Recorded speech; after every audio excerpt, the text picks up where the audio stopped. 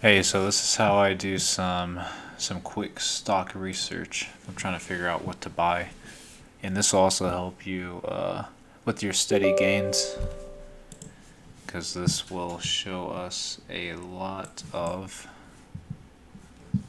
This will help us sift through a lot of things very quickly. So I go to macro trends. Oh,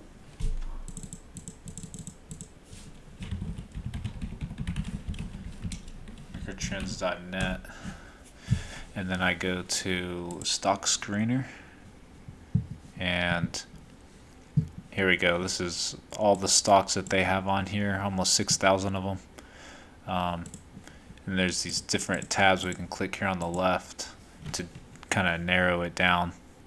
How much is a company worth? PE ratio, and these little question marks tell you exactly what it is. Price to earnings ratio using the current price over the trailing 12 months, or just the past 4 quarters of earnings per share estimate before non-recurrent items.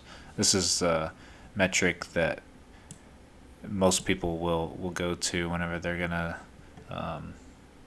analyze a stock, I guess. And typically, if it's below 15, it's considered good, or cheap. It's a fair value for the company. Anything over 15 starts to get a little shaky. Some companies like Tesla's at 150, so people will say based on the PE ratio, it's definitely overvalued. But anyway, so we can set the max. If you're looking for consistent growth, you want things to be stable, go with a company that has a low PE ratio, because it has more room to grow than it does to sink. It'll only sink so far, because at some point in a very desirable PE ratio is going to attract investors no matter what. So I'll set the max to 15. The minimum, if it falls too low, people will automatically assume that something's wrong. So we'll set the minimum at 2.5. But you could set no minimum. I mean, up to you. Dividend yield, if you want it to pay you money, you could set that. Every quarter they'll assess how much profits they have, and then they'll pay it out to shareholders. Price to book ratio. I don't see anything on here that's that common, so I'll go to fundamentals. Operating margin and net margin. I at least want the company to be break even, so I set this at 0. You want them to at least not lose money in the quarter. And then forward PE is their projected price to earnings ratio. So price will stay the same, but the earnings will go up or go down, so that's what affects that. I set the max to 15 because we set the minimum over here, the PE ratio, the past 12 months, to 15. So you want to at least set this to the same number or less than, so that signifies that the company is growing. If you set it more than, if the forward PE the next 12 months is going to have a higher PE ratio than the last 12 months, then you're pretty much saying you don't want the company to grow. So I'll at least set that to 15.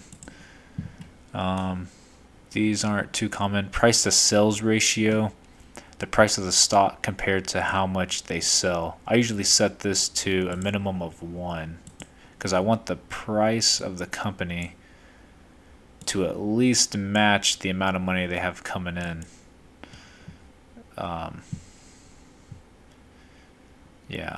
Because the company's not going to have that much of a profit. It's going to be less than 50% per se. So you want the price of the company to at least be less than how much they're selling per share. And these aren't too common here. Performance, that's pretty much just how the stock has been trading. If you want to find some companies that have been selling off pretty heavily, you can adjust this. Usually I don't touch it, but like for example, in the past half a year, I want the company to have gone down 25%, and you can see how it really 53, and if I set nothing, 800 companies. So you can kind of find some stuff. And also, if a company's been beaten down, is it likely that it gets beaten down more or goes up from there? I mean, a lot of cases it goes up from there. But anyway, let's start looking. Over here, I usually sort by industry, and it breaks it down pretty good. And here's your PE ratio over here. And like I said, I try to stay under 15 if I'm looking for a company that is new and I want to see if it has good potential. If it's not something I really care about, then I look for that PE ratio of less than 15. And then you start doing research from there, right? And picking stocks in this category will definitely help you find ones that will grow. Maybe not a whole lot, but at least give you that 10% per year. And you're going to see that a lot of these are banks. Banks are doing very bad right now. They're not projected to. You can kind of look at the stuff up top here. 5-year sales growth. Some of them expected to grow. But if you look at some of the more known banks, let me show you. Let's see. Whoops, I think I skipped too far. Yeah.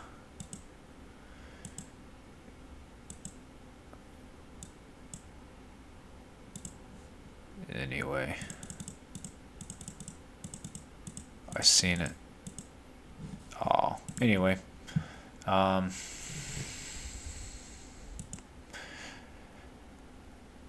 Here we go, JP Morgan Chase.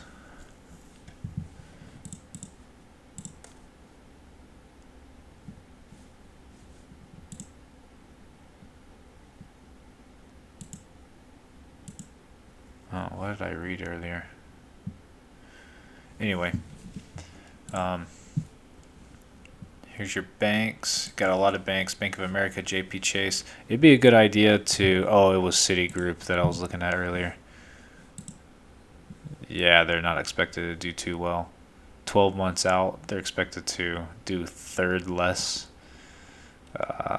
So maybe not Citigroup, but this is what's nice about this. Helps you compare it. Wells Fargo is looking like they're going to do a lot worse. Cut their profitability in half pretty much.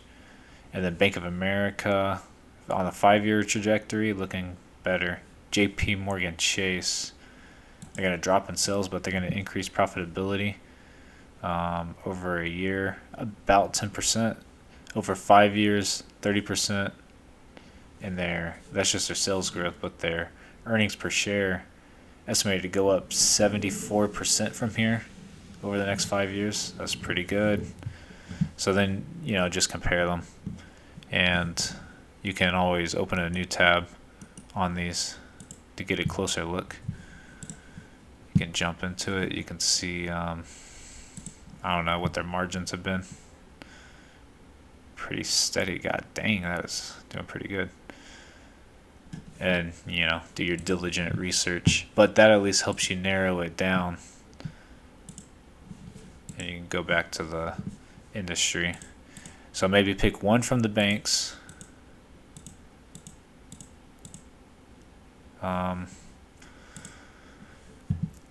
Building materials. This could be a good thing to hold on to. Definitely do your due diligence here. Owens Corning. I'm surprised they're down that low. Pretty much all building materials are sold out. Like, they're gonna be pretty profitable, I think, coming soon. I don't know how they've done in the past. Yeah, last year they dropped off. That's because nothing was building last year at all. But it looks like they picked up where they left off. And I'm saying this year's going to be insane. Just from what I know about how fast everything's going. All the building materials. They're worth about $10 billion. Anyway, that'd be a good one to get. I'd say get it for what it looks like. I mean, this is just a rough overview. But I'd say maybe pick up JP Morgan, Owens Corning. And I'm sure some of these are good companies too, but I don't know anything about them. That's when you click on it, Westlake Chemical, okay, and you review all of these tabs, and you're thinking, man, looking pretty good. Then you go over here, Westlake, what was it, Chemical? Do investor presentation, and then you can open that up, investor relation page for the company, and here's the most recent. What, Q3 2020? No, we want more recent events and presentations. I'm gonna click that tab and see what we got. Conference call, no. Second quarter 2021 earnings presentation. Yeah, that's what I want. And then you can start reviewing.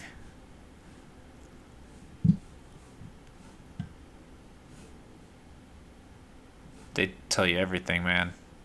Net income per share. Yeah, you can check all this out, which, a lot of this information is going to be covered in this page. So you can look through it here and then come over here and get a better feel for what the company even does and what you think. If you think healthcare is going to get more expensive, I mean, that'd be a pretty good guess. So you're coming through here, you have that in the back of your mind, and then they tell you a little bit more about their business, and you get a better idea. You can see more intimate numbers.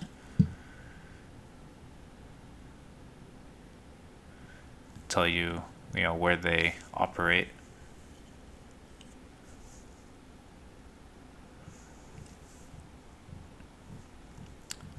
Yeah, and then you can always dig around on their website. Oh, this isn't healthcare, this is chemicals, right? So this kind of falls in line with the Owens Corning. So maybe, you want one material supplier at least. Kind of diversify a little if you're going for that 10% gain. Some Rent-A-Center, you see, fell into our spectrum. Plug Power. Oh, that's interesting. They're worth $15 billion, it looks like. Wonder how they're doing. Okay, that's not right. Something's a little weird there. Oh, right. Operating negative. And now it's 12,000%. Is that... Wonder why. Wonder what that is.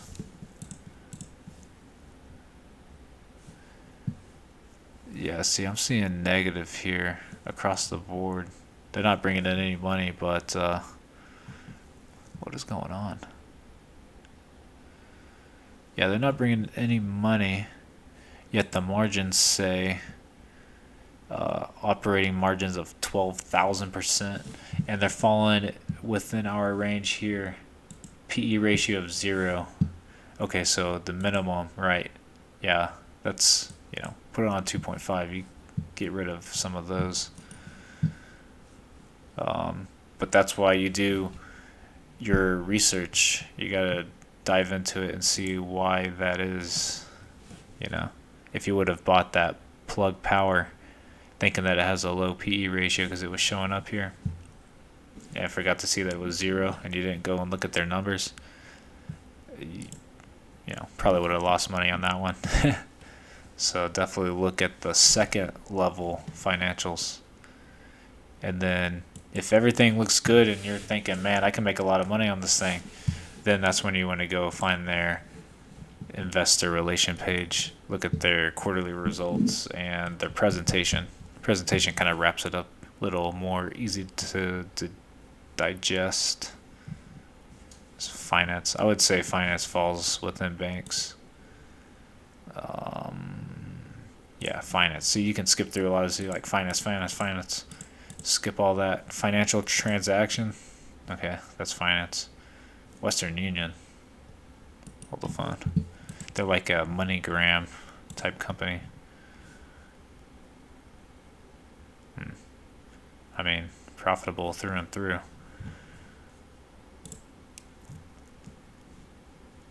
Not necessarily growing. They were in 2020, right? Okay, quarterly. You get rid of some of that 2020. Although I say 2021, you know, a lot of stuff is coming back, as they say. So that kind of skews it too. 2020 and 2021 are very hard years to analyze stocks based on. Maybe go back to 2019 for a good look at how the company operates during normal conditions. And that's also going to throw this off. So you're looking here, wow, this company has a pretty good P ratio. If Corey's saying stay below 15, 8 is really good. And it's, greater than 0 or 1. But got to factor in some companies took out, payment protection program loans. Some of them were affected negatively by coronavirus and benefit from 2021.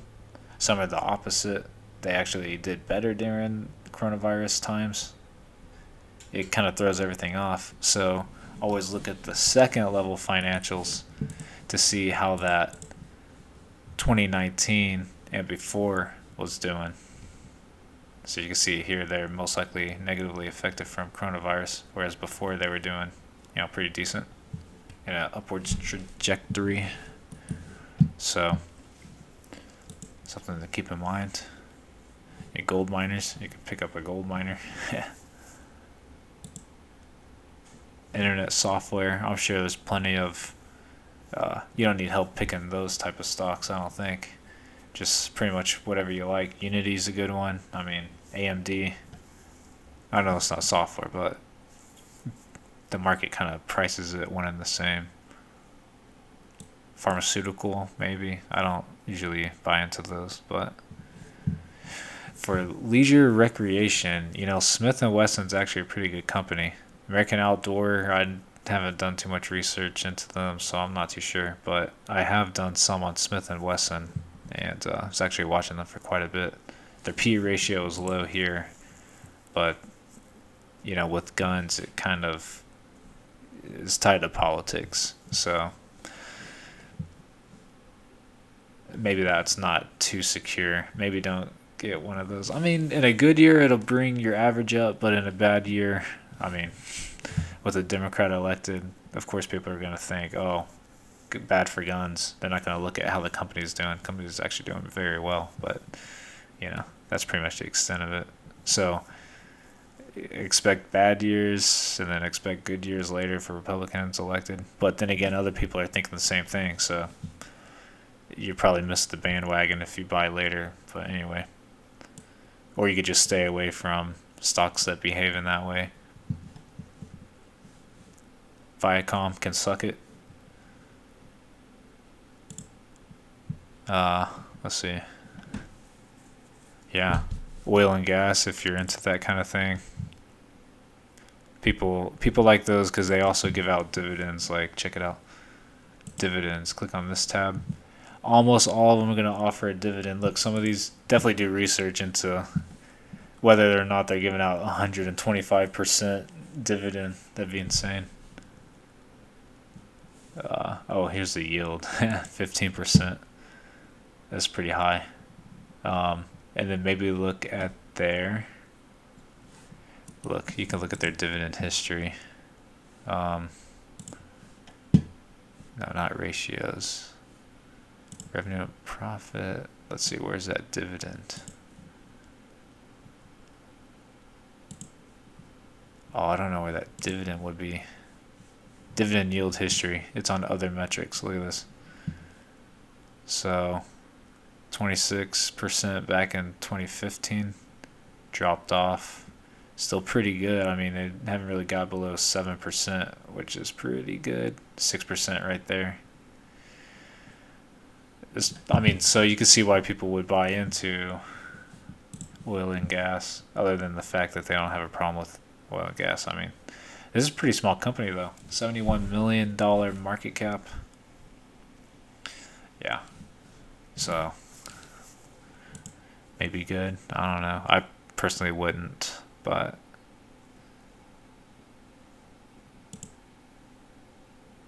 REIT mortgage trust. So you actually own one of these. IIPR is a REIT. They operate, they're like a commercial landlord pretty much. And in order to classify as an REIT, run your business a certain way and, pay certain tax structure, they have to give out a percentage of the profits. So you're going to see these stocks having a pretty good dividend yield. So if you wanted to stay away from a oil and gas, but that dividend yield is pretty attractive, then maybe go with an REIT if that's your only reason, and do your research, of course. Look, you got Buckle, you got Jack in the Box, you got some education, look, some online schools.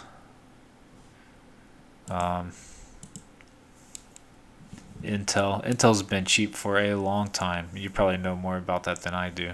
And steel has been low ever since, the steel tariffs. I haven't really been following the sector too much. I couldn't really tell you. But I know steel is pretty hard to come by these days. Like, you can't find anything made out of steel. Technology services, transportation, shipping. Shipping's also super expensive right now. I'm kind of surprised at why some of these companies are doing badly. Well, not badly, but they're not being bought up as much. Well, some of them, look. This still has a PE ratio of 10, yet it's gone up 227% in the past year. So they're getting bought up, but they're just making a killing, I guess. I mean, decent margins. No, I mean, this is confusing.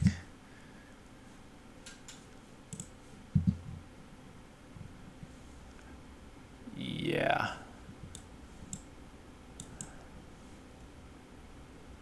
I guess because they were so sold off that. How much money are they making now? I don't know. It's a little shaky. You have to do more research. You see how new the company is. They're worth $2.2 billion. Maybe see who their customers are. And Greece, based out of Greece. That's interesting. You can learn a lot of things by doing all this research too, like how all these companies interact with Verizon, some utilities, and wireless companies. I guess Verizon falls in that, right? Yeah. So that's how I do it. Definitely do the second level research, but I'd say find one with a low PE ratio. This is actually how I first had identified Canadian Solar and Jinko Solar. I picked those two out of the rest of the solar companies. Just seemed to be more fairly valued, and then started doing more research into their panels and learned that they're actually leading the pack. And I'm thinking that it's strange how their price has always been so low, but they're doing so well. So, I mean, as long as they kind of stay on top of things, I'll stick with those. And you can find some good companies doing this. I mean, it really narrows it down. Instead of Googling what the PE ratio of all these different companies, maybe you're looking around your room, drinking Gatorade. Who makes Gatorade? Oh, Coca-Cola Company or something. How are they doing? Which actually I think they're on here.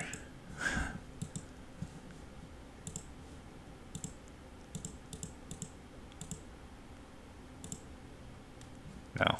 I figured they would be.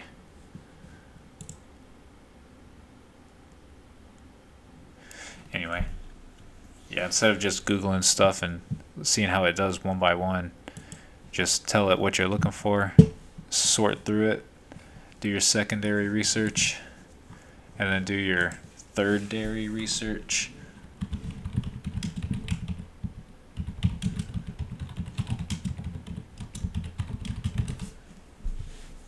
And oh, here we go.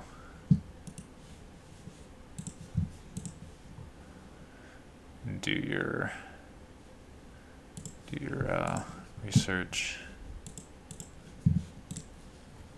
Oh shit. You do your research here on the quarterly results. Pretty boring spreadsheets.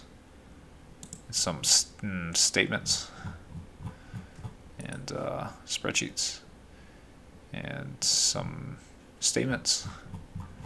It's pretty boring, and you can get their no, not that one. Their presentation, nice colors. They give you some, spreadsheet, some numbers, but it's a lot easier to look at, and then you can get a feel for the company. Bam, charts. I love a chart.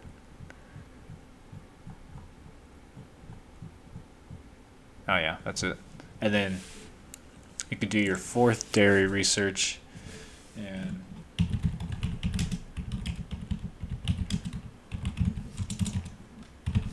just type in something to figure out what the analysts are saying. Any of these look good. Strong industry, solid earnings estimate revisions. Raise their dividend, okay.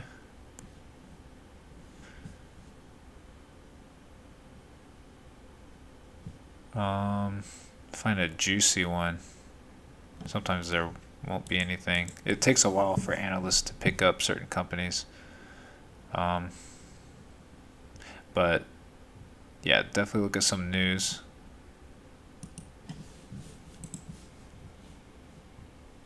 This was pretty recent, 18th, 2021. Yeah, they'll kind of break things down for you if you find a good analyst that's covered the company before, and then you can maybe go through and fact check some of what they say, or dig in a little bit more. Sometimes they find some good stuff, and then you can find news articles from what would make this analyst say that. And it could take a while, but it pays off, because if you find a good company, I mean, it feels like work, of course, but if you make a good amount of money, then it kind of is work. Simply Wall Street's a pretty good one. They have these charts that, they're not expecting good future growth, but in the past they did good. They're healthy now, paying out good dividend, good value.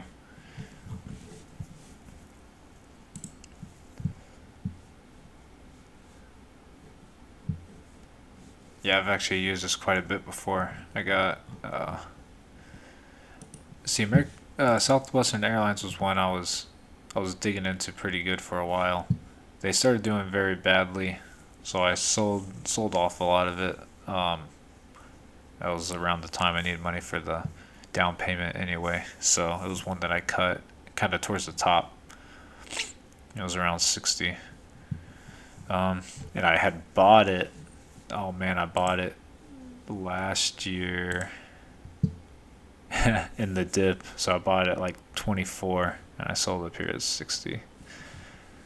I made Facebook posts here. I'm like, yeah, stocks are crashing, but they're down to like 2014 levels, so definitely buy. And most of them bounce back pretty good.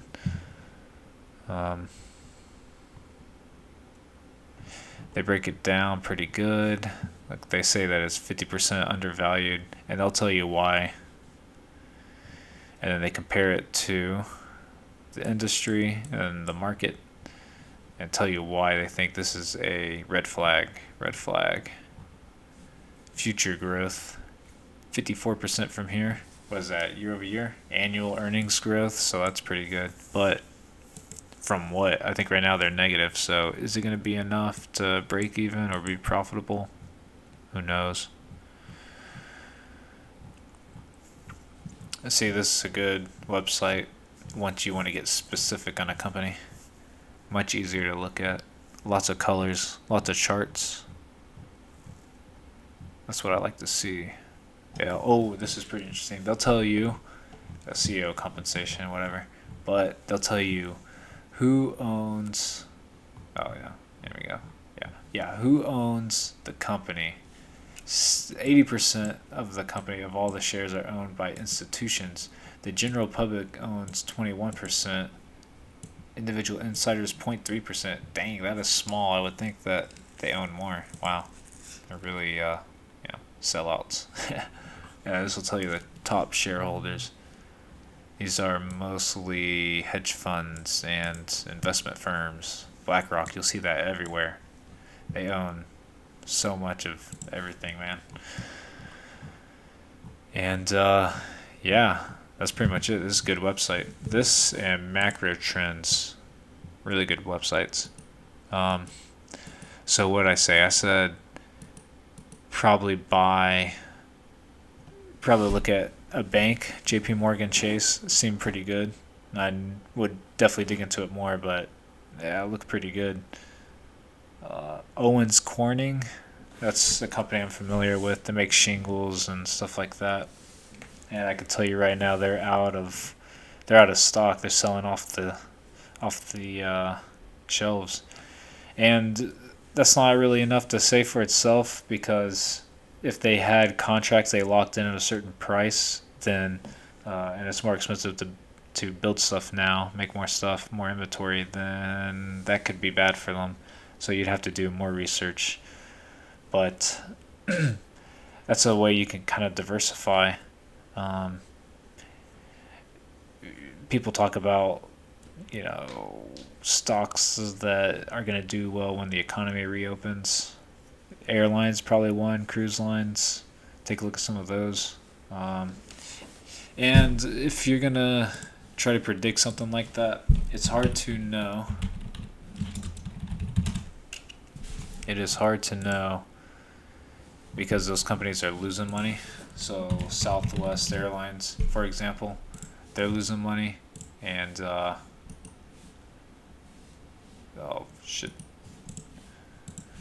American Airlines. Let's just compare these two for a second. Airlines, come on. I think their ticker symbol is, oh wow, okay, Delta Airlines. So here's what I would do. Assets and liabilities. And I come over here to Delta Assets and Liabilities. I'm going to say long-term debt. That's what I want to see. Southwest Airlines, $9.2 billion long-term debt. Delta, $27 billion. And then I'd say cash on hand. I want to see how much cash. How long can they go negative for? So Southwest had $9.2 billion debt. They have $17 billion cash. They can go negative for probably another year. Well, how much are they losing? Well, long-term debt. Okay, so let's look at liabilities. Holy. Total liabilities would include debt. What's their loss per share? That's what we want to see. This is in millions of dollars, so they're losing net income. They're losing $3 billion a year. So they have just about 17 billion. So what's the minus of 17 and 3? Well, this 3 billion can go into the 17 billion 3 times at least, a little more. So damn. So at least 5 more years at this rate.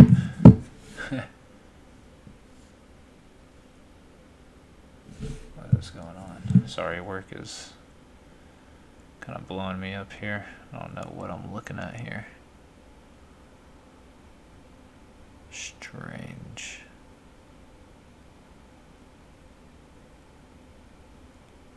Anyway. So that tells me that. And then Delta Airlines, I'm looking at their cash on hand.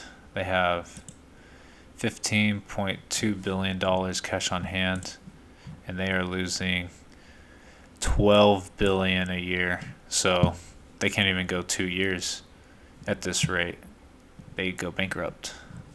So in that case, you would be able to be like, okay, Southwest Airlines is a better buy than Delta, just from, will they be able to survive the current situation or not? They can at least go 5 years without having to sweat. So that's a way you can kind of compare that. If you're trying to pick a good opened economy pick, right? So definitely just diversify if you want to get that 10% per year on average. They say consolidate to grow. So go all in on whatever, AMD. Consolidate to grow, diversify to maintain. And 10% is pretty on average. And if you didn't want to do all this research, it's boring, it takes forever, then I would say you look at S&P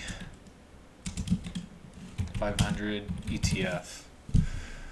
And you're going to want to invest in SPY or SPDR or QQQ or, S&P 500 ETF. Or you could do the Dow Jones ETF, but that's only 30 companies. Maybe like a Russell 2000 ETF. These are small cap companies, so companies that really haven't gotten too big. This would be a good one to invest in. Or ARK Invest you were talking about the other day, but that's more tech heavy. This would be more just general economy heavy. And if you look at the S&P 500 over the course of a year has gone up 30%. What about the past 5 years? 105%. And they say 10% on average is good. So if this went up 5%, if this went up 105% over 5 years, it's pretty much like 20% a year. That's pretty good, beating the average. The max, that's, whatever.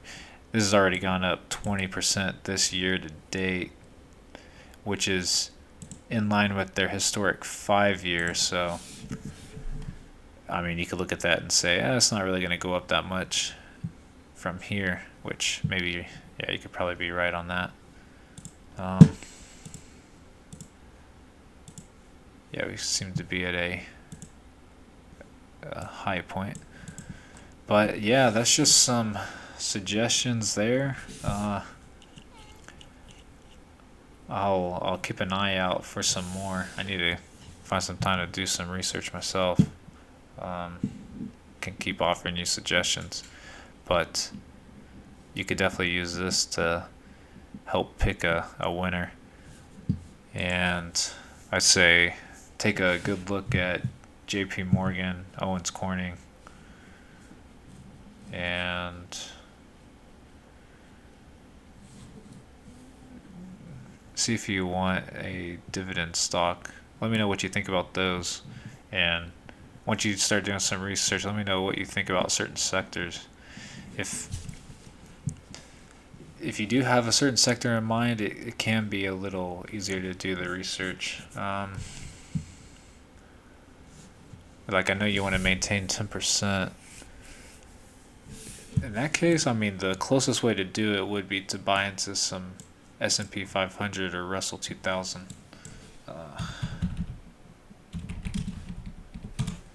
Just because, it's hard to say.